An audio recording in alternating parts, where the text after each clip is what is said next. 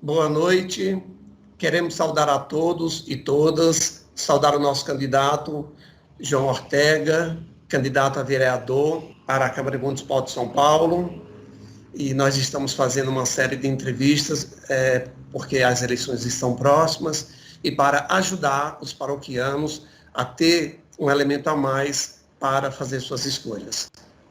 Somos motivados pela afirmação do Papa Francisco de que envolver-se na política é uma obrigação para o cristão.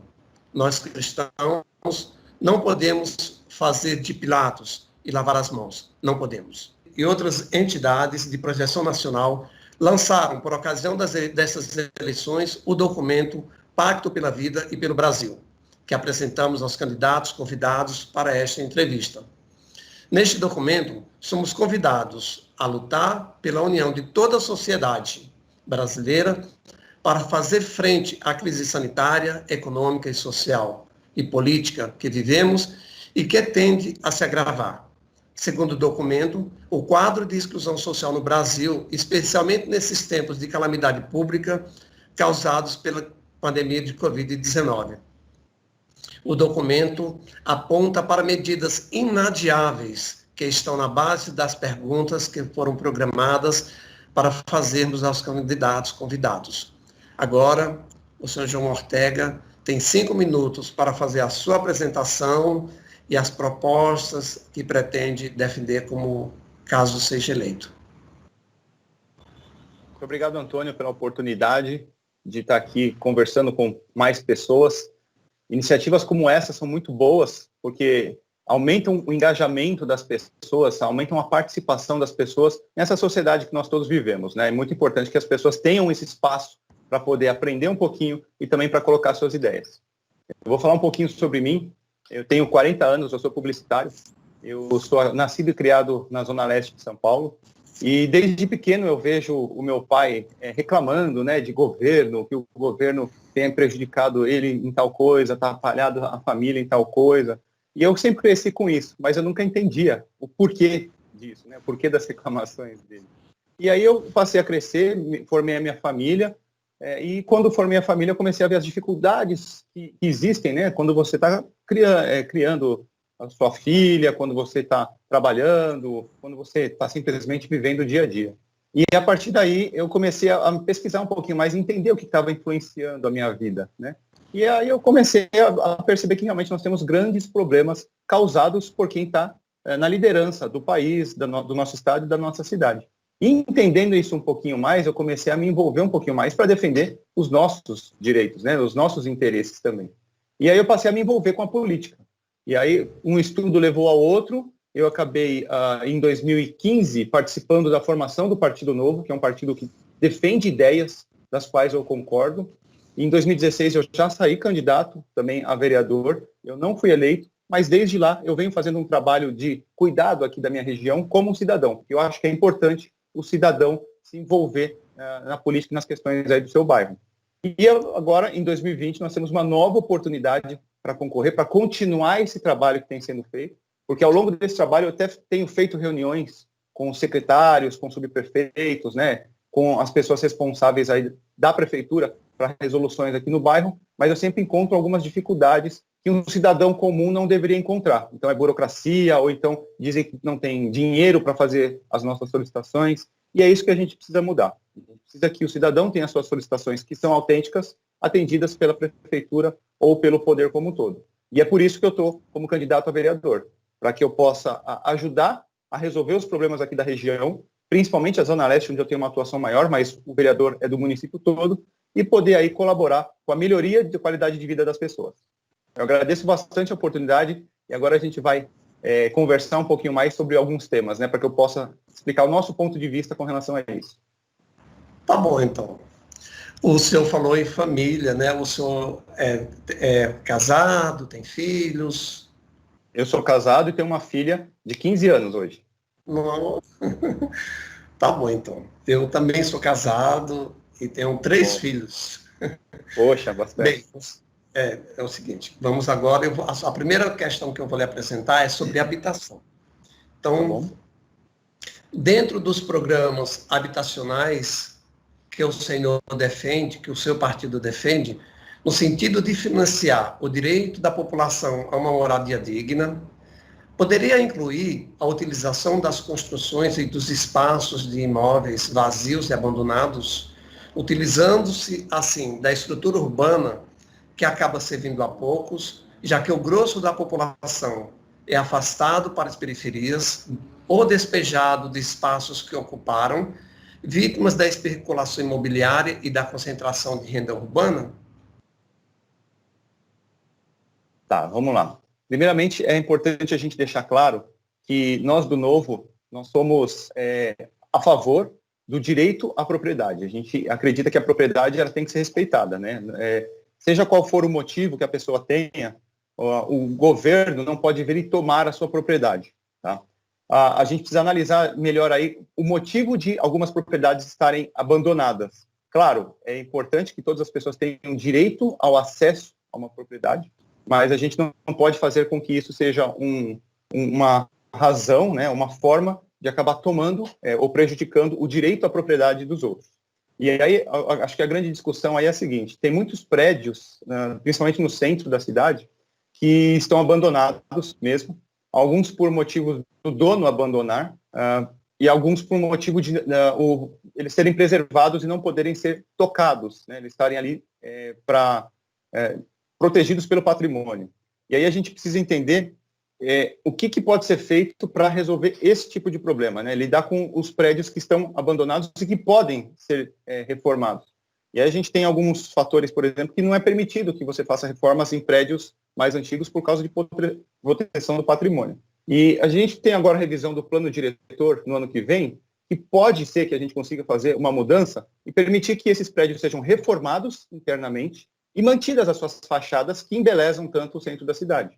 Tá? Então, são algumas mudanças sutis que podem fazer com que nós possamos voltar a ocupar e aí talvez também adensar o centro da cidade com algumas construções novas e trazer as pessoas para morar um pouco mais próximas do centro. E aí um fator importante: por que a gente diz que é tão ruim as pessoas morarem na periferia? Não é porque a periferia em si, é porque na periferia falta a estrutura do Estado para atender as pessoas. Tá? E essa falta de estrutura é o que faz com que as pessoas tenham que se deslocar da periferia para trabalhar no centro e também faz com que as pessoas não tenham coisas básicas como infraestrutura, saneamento, comércio, empregos. Então, o que a gente precisa fazer é estimular o desenvolvimento da periferia, né? Porque aí a pessoa não vai ter que sair de lá e ficar 3 horas no transporte para ir trabalhar em outras áreas de São Paulo. A gente tem aí uma oportunidade de não só concentrar no centro da cidade, que é onde estão os maiores problemas, né, de prédios abandonados, mas a gente também desenvolver a cidade como um todo e fazê-la crescer. E desenvolver a cidade é desenvolver a periferia. Levar para a periferia o saneamento básico, levar estrutura como hospital, polícia, levar as escolas que tenham mais qualidade, para que a gente possa não fazer com que o pessoal da periferia fique à margem do crescimento da cidade. Finalizada essa questão, nós vamos voltar para uma outra questão. Agora nós vamos ver o problema do transporte público. Quais as propostas que o senhor apresenta, o seu partido ou coligação, para a melhoria do transporte público no município, considerando os desafios da mobilidade urbana? Serão realizadas parcerias com outras instâncias governamentais, estadual e federal, para captação e otimização dos recursos? Bom, com relação à mobilidade, cai justamente nesse problema, né? Nós temos um grande problema de mobilidade porque a gente tem o deslocamento de muitas pessoas pela cidade que vão justamente das periferias para o centro ou para outras regiões para trabalhar. Isso causa um grande transtorno na parte de transportes, causa esse caos no trânsito que a gente tem. E quando nós desenvolvermos a periferia, nós já vamos amenizar um pouco isso, porque só para você ter uma ideia, da Zona Leste para as outras regiões, se deslocam todos os dias 3 milhões de pessoas. Então, é praticamente a população do Uruguai que tem que passar ali na área da radial para poder trabalhar nas outras regiões. Então, isso já é uma coisa que a gente tem que resolver. Como? Levando o emprego justamente para a periferia, para que essas pessoas não tenham que fazer esse deslocamento. Elas podem atuar ali mais localmente. Além disso, nós temos aí a possibilidade de desenvolver vários modais de trânsito, né, de transporte, várias formas modais, como o metrô, que precisa ser urgentemente expandido. A gente não pode ter linhas de metrô demorando tanto tempo para serem construídas, e aí não precisa necessariamente ser o Estado, tá, Antônio, para a gente poder construir o metrô. Olha só, se a gente conseguir fazer parceria com a iniciativa privada, nós conseguimos fazer o desenvolvimento das linhas de metrô, talvez de forma mais rápida e eficiente. Vou te dar um exemplo por que a iniciativa privada se interessaria em fazer o metrô. Imagina que em cada estação de metrô, nós tenhamos, por exemplo, um centro comercial. Como nós temos na estação Tatuapé, na estação Santa Cruz, que na estação do metrô tem um prédio onde, em cima dela, você desenvolve localmente o comércio e pode também levar outros serviços para as pessoas. Então, se a gente permitir, por exemplo, que a iniciativa privada conduza a construção das estações e também a ligação entre elas e possa explorar financeiramente esses espaços das estações, a gente não precisa nem investir muito dinheiro público que pode ser utilizado aí para, por exemplo, investimento na educação e na saúde e também garantir a segurança da população. Então, não precisa ser necessariamente a iniciativa pública, né? Não precisa ser recursos públicos para a construção disso, porque isso não está funcionando. O governo já não tem hoje recursos para prestar os serviços básicos para a população e o investimento em desenvolvimento de modais como o metrô, por exemplo, são muito caros. E a gente acaba tendo esse problema de recursos. E não dá para ficar esperando. O São Paulo tem que crescer e o transporte não pode ser um gargalo para isso. Além disso, a gente tem também a construção das ciclofaixas e ciclovias que a gente precisa expandir, mas de uma forma que elas sejam realmente interligadas e as pessoas possam usar. Mas não adianta ter ciclofaixas e ciclovias se as pessoas não têm segurança para andar de bicicleta em qualquer horário. Então, se a gente quer que as bicicletas sejam transportes, um meio de transporte, a gente precisa garantir que as pessoas vão estar seguras ao usar esse meio de transporte. Essa parte é muito importante porque muita gente não fala sobre isso, quer construir os caminhos, mas não pensa na hora de desenvolver a parte do entorno, né, a segurança como um todo.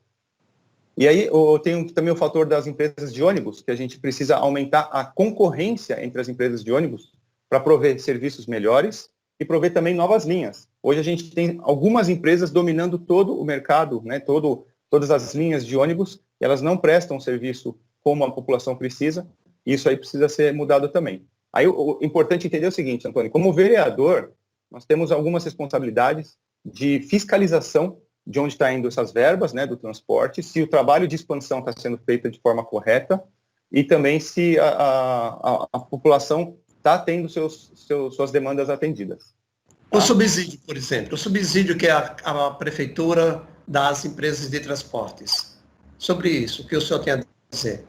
Então, as pessoas, justamente, quando a gente aumenta a concorrência, a gente pode reduzir tarifas, tá? E eles vão ter que correr atrás para otimizar o serviço. E otimizar o serviço não quer dizer tirar ônibus de circulação. Pelo contrário, é garantir que sejam mais eficientes, que as linhas atendam vários pontos e para que as pessoas também possam ter escolha. Por que não ter escolha, né? Ter um ônibus que não presta serviço ou que está numa situação deplorável e tem um outro que tá bom. Você pode escolher pegar o ônibus que está bom. O subsídio, a gente tem um grande ponto que é assim, foram 4 bilhões de reais dados em subsídios para as passagens aqui em São Paulo. 4 bilhões de reais é muito dinheiro. As pessoas realmente não podem pagar um valor muito alto. E aí o interessante é a gente pensar o seguinte, quando uma pessoa se desloca, toda vez que uma pessoa se desloca em São Paulo, a prefeitura está dando um subsídio e a prefeitura está lá bancando. Então, quanto menos nós fizermos as pessoas se deslocarem por São Paulo para trabalhar, por exemplo, diariamente e levar o desenvolvimento, né, para as periferias, menos recursos a prefeitura vai ter que gastar com esses subsídios. Então, esses recursos que estão sendo investidos hoje, subsidiando o transporte, eles podem ser investidos em outras coisas. Muito obrigado. Agora nós vamos entrar no assunto de saúde pública. Matéria recente da agência de notícias do jornal O Estado de São Paulo mostra que, antes da pandemia, 1.300.000 paulistanos, 10% da população, aguardavam por cirurgia, exame ou consulta com especialista.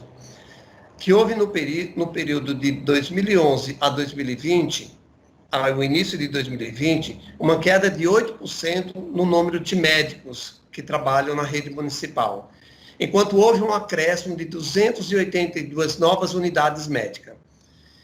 Que há uma distribuição desigual dos serviços na cidade, entre centro e periferia, que houve piora nas condições de saúde em razão da pandemia de Covid-19, por exemplo. Na subprefeitura de Cidade Ademar, há 5 respiradores. Um respirador, em média, para cada 82 mil pessoas. Enquanto que em Higienópolis, na região central, nós temos 90 respiradores, o que dá, em média, um respirador para 4.700 pessoas. A periferia também ela está à frente na questão das mortes. Veja que o levantamento notou que a região de Sapopemba lidera no número de mortes na pandemia, seguido por Brasilândia e assim sucessivamente. O senhor conhece essa realidade? Como que o senhor pretende, como vereador, enfrentar essa questão da saúde pública em São Paulo? Boa pergunta. Olha só, um dos problemas que nós temos na periferia é que a falta de informação, né, à população faz com que aumente o número de casos. Então, uma coisa que já é urgente e que precisa ser feita é conscientizar as pessoas de como são transmitidos os casos de Covid, no caso, ou também outras doenças, tá? A prevenção é a forma mais barata e mais eficiente de nós mantermos as pessoas com saúde em qualquer lugar, seja na periferia, seja no centro da cidade ou nos chamados bairros nobres. Então, primeiramente, é a parte de prevenção, e isso vem através da comunicação com as pessoas, né, através de várias formas, seja nas escolas, seja com o programa Saúde na Família. A gente tem que levar a informação para as pessoas. Agora, em termos de saúde, a estrutura saúde, é justamente isso que eu estou falando, né? Que a gente tem que levar o desenvolvimento à periferia. E isso passa também por postos de saúde e hospitais que possam atender a população. Justamente porque a saúde, a estrutura da saúde, ela tem que estar onde a população está, né? Quanto mais pessoas nós temos concentradas, mais nós precisamos ter um equipamento suficiente para poder atender essas pessoas. O papel do vereador é justamente garantir no orçamento que o recurso seja priorizado nessas áreas que não tem hoje, e que o atendimento possa ser feito. Olha só, o Partido Novo, ele defende que o governo, o Estado, ele seja focado em saúde, educação e segurança. Justamente, a gente precisa tirar os gastos do governo em coisas que não trazem benefício direto à população, para que tenha recursos para poder garantir serviços como esse à população, serviços básicos que nós consideramos. Não adianta a gente ter, vou dar um exemplo, tá? Não adianta a gente ter reformas no Vale do Anhangabaú, por exemplo, custando 100 milhões de reais, se está faltando um posto de saúde ou está faltando um hospital em Sapopemba mesmo, para atender a população hoje que está urgentemente com problemas aí de contágio, né, do Covid ainda. Então, a gente precisa começar a priorizar o que é importante para a população. Ter um monte de secretarias, o governo, ou ter um monte de carros oficiais para os vereadores, ou ter ambulâncias servindo a população, né? Onde nós queremos que seja investido o nosso dinheiro, o dinheiro dos impostos, em benefício do máximo de pessoas possível.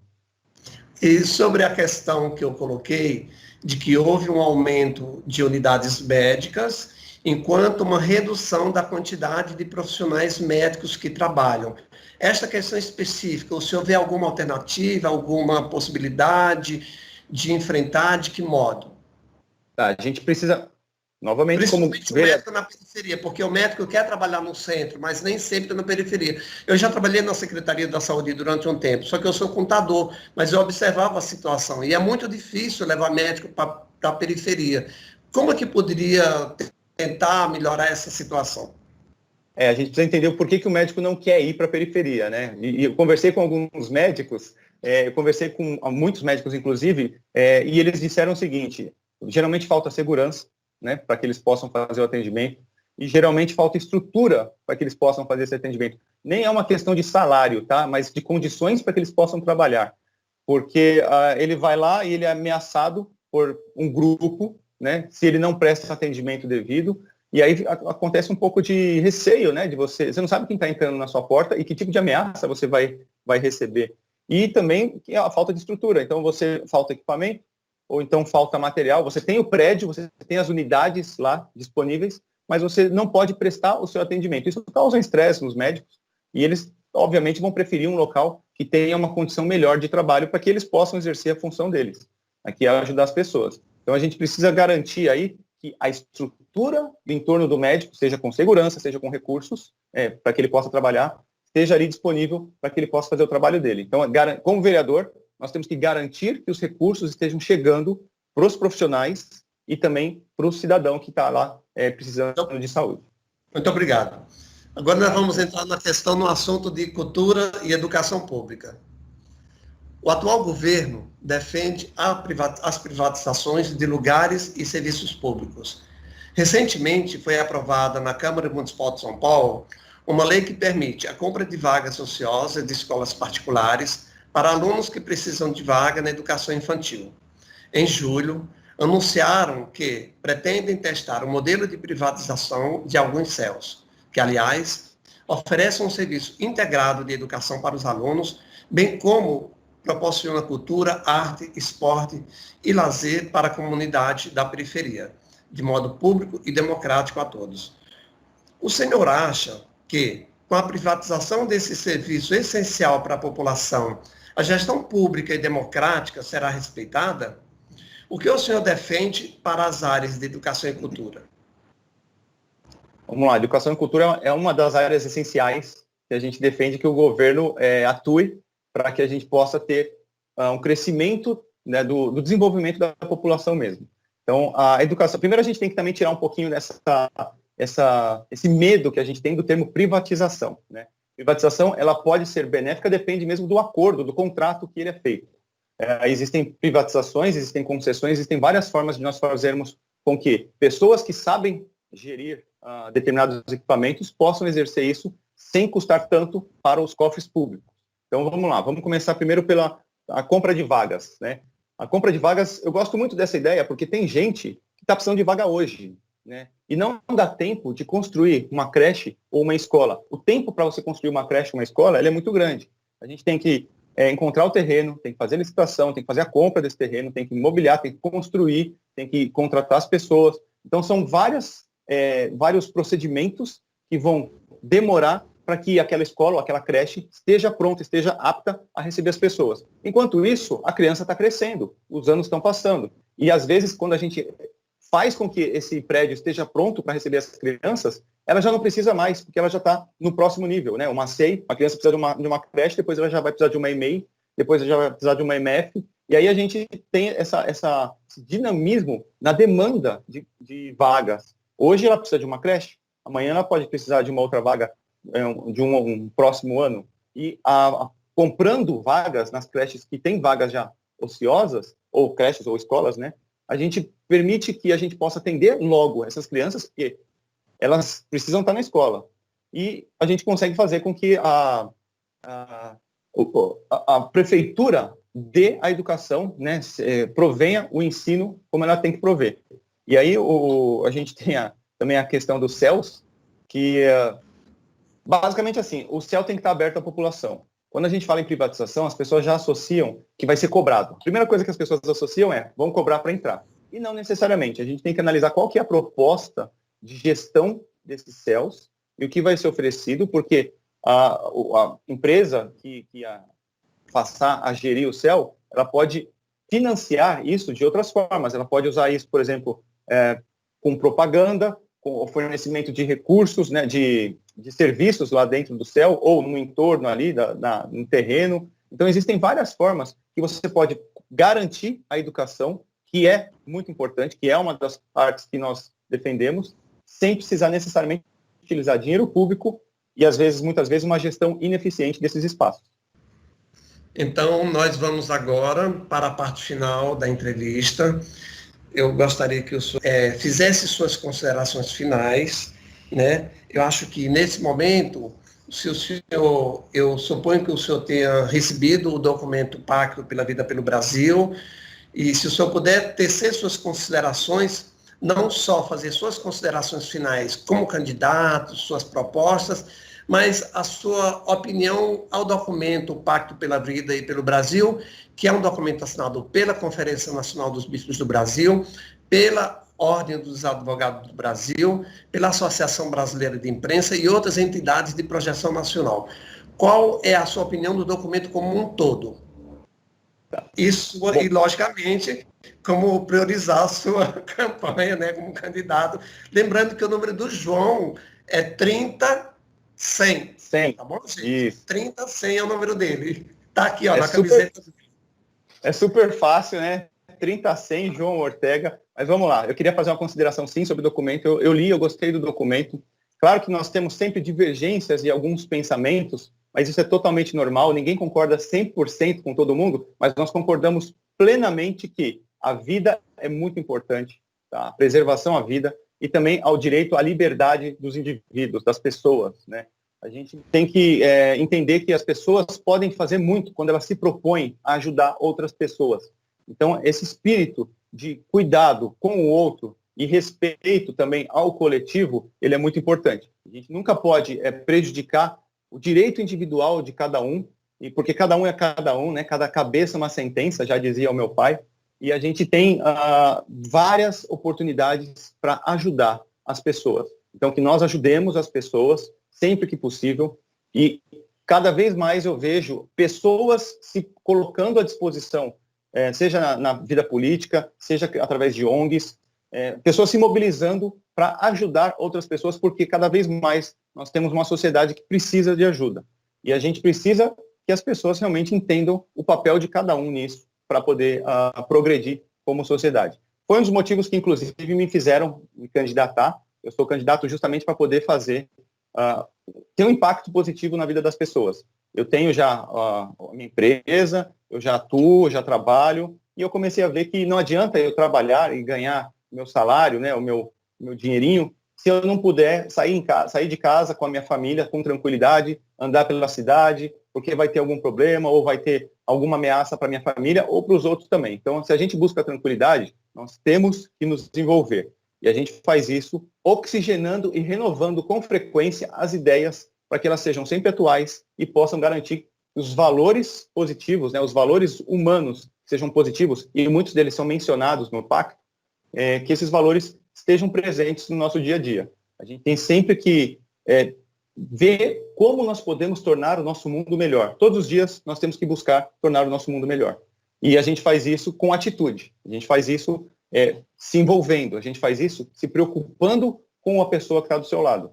Eu gosto bastante de iniciativas desse tipo e elas têm que ser sérias, tá? Porque não adianta a gente fazer toda essa mobilização aqui na parte social se a gente tem um governo que acaba com casos de corrupção, a gente tem um governo que não entrega os serviços básicos para a população, a gente paga muitos impostos e o governo não devolve esses impostos para servir em serviços para a população. A gente precisa mudar isso. No Novo, nós defendemos que as pessoas são os protagonistas das suas vidas. E se você der a chance para as pessoas realizarem, as pessoas vão realizar. Então a gente tem que ter o governo parando de prejudicar e parando de atrapalhar o desenvolvimento das pessoas, porque com certeza as pessoas vão fazer acontecer, para elas e para os outros também. Eu queria agradecer a oportunidade, viu, Antônio, de estar aqui conversando com vocês e com a audiência também. Sou João Ortega, meu número é 30-100. A minha proposta basicamente é fazer a prefeitura funcionar e fazer com que os serviços básicos da prefeitura cheguem à população através de muita fiscalização, muito olhar sobre as contas públicas e se o serviço está sendo prestado como deveria. Aí eu conto também com a população para denunciar sempre que tiver um problema lá, para que a gente possa averiguar e fazer toda a vistoria que precisar. Então, nós lhe agradecemos também muito por o senhor ter aceito o nosso convite. Nós já tínhamos tido um contato na eleição anterior com o Partido Novo para apresentar um debate que a gente fez. Então, nós queremos lhe agradecer. Queremos agradecer também a você que nos ouve, que está assistindo essa entrevista. Queremos agradecer a Deus pelo dom da vida e agradecemos também pela existência de um Papa como o Papa Francisco. Terminou de fazer uma encíclica papal maravilhosa sobre a fraternidade inspirada em São Francisco de Assis, que é justamente cuidar do outro, do ser, não só do ser humano, mas do ser vivo, do ser vivente. Agradecemos também ao nosso bispo diocesano, Dom Manuel Parrado Carral, e também ao nosso pároco, Padre Luciano, que tem sido parceiro, e por apoiar iniciativas como essa do nosso grupo. Queremos agradecer o Rogério Molina, que coordena a parte técnica e que possibilitou essa entrevista. Nós queremos também agradecer a todos que contribuíram, aos outros candidatos também que estão participando desse debate, e ao pessoal do grupo Fé e Política, que sou eu, o Roberto Delgado, a Maria de Fátima Carneiro, a Maria da Penha Marinovic Doro, o Walter Gomes e o Wagner Rodrigues, que é o Vaguinho que todo mundo conhece. Então, nós nos despedimos aqui e eu lhe desejo muita sorte. Quem sabe o senhor consegue, tá bom? Boa noite para o senhor e boa noite a todos. Muito obrigado. Obrigado, Antônio. Nada.